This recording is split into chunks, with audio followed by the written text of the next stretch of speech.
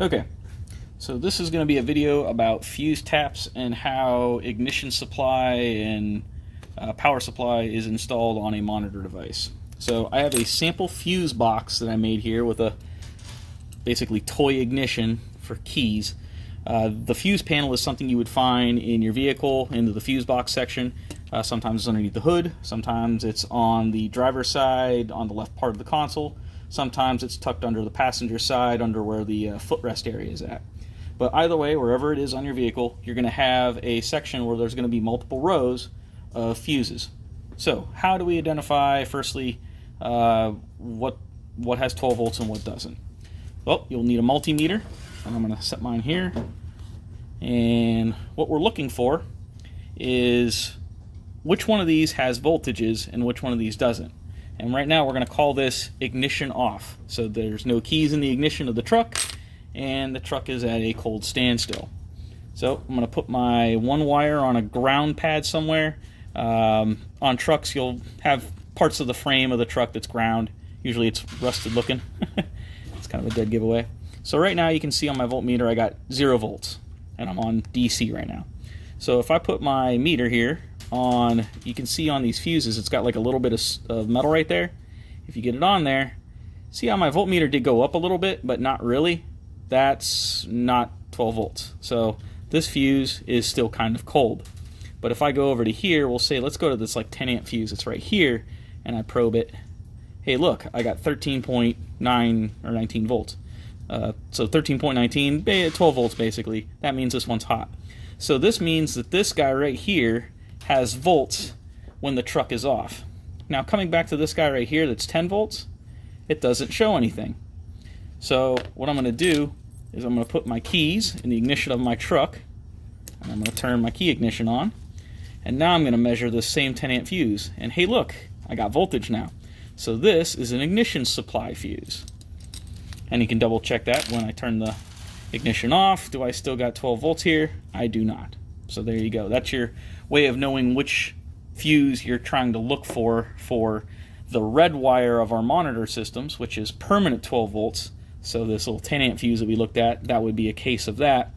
Where this 10 amp fuse over here had only 12 volts during ignition, that would go to our ignition supply wire, which is the orange wire. So 12 volt is permanent 12 volts, orange wire is ignition 12 volts. So the next thing you're going to do is you're going to look at these fuse taps. So how these are laid out is you have 2 spots for fuses, and then you got 2 legs down here. This is the outer leg on the side that doesn't have the wire coming out of it, and this is the inner leg, the side that has the wire coming out of it. The way these are laid out is the outer leg is going to go into the fuse panel here on the side that has 12 volts, and we'll describe that here in a second. And then the setup of 2 fuses here, the top one is what goes to our monitors, which is usually a 5 amp or less fuse. The bottom one is the one that's the replacement of what's in here. So right now, let's just say we're going to make this a ignition fuse. So we know that this fuse right here, this 10 amp, is good for that. So I'm going to pull that out. And you can see, and this is just like how it is in a truck, there's going to be 2 legs. Now, right now, I'm going to read no voltage on here because I have my ignition turned off, so I'm going to turn my ignition on. And now what's important here is we need to know, is this the hot side right here, the left one, or is the right one the hot one? One of them is, one of them isn't. So with the fuse taken out, not with the fuse in, you can actually get a voltage reading. And as you can see, I put my probe here on the left one, I'm getting nothing. If I put it on the right one, I get voltage. So this is the hot leg of this fuse. So knowing that, that means with this guy facing out like this, this is the out leg that needs to go in to the hot hole. So in this case, this fuse has to go in like this. Because if it goes this way, it'll be installed wrong. So it's got to go this way because this is the hot side and that's the out leg. The out leg gets the hot one. Now, what we do is, remember, we pulled this 10 amp fuse out and we're going to put that in this piggyback section right here. So now this is properly set up. And when we put this into our fuse tap, that is how that should be installed for the ignition. And you can even kind of do a sanity check here, because I have my keys in my ignition still. If I have my meter here on some sort of ground, and then I put my probe here in the inside, you can see I got 12 volts. If I turn the ignition off, I put my probe in here, you can see I got 0 volts. So there you go. That's the setup for that, for the ignition. Now likewise, we could do the same thing for the 12 volt permanent. So right now I have the keys out, but I can still get a reading off of him. If I take this 10 amp fuse out of here and get a voltage reading,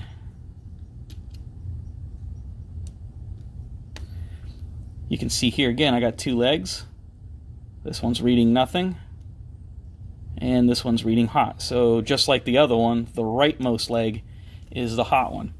Now, I will say this, do not assume that if one of these is on the right is the hot one, all of them are. That is not the case on all vehicles.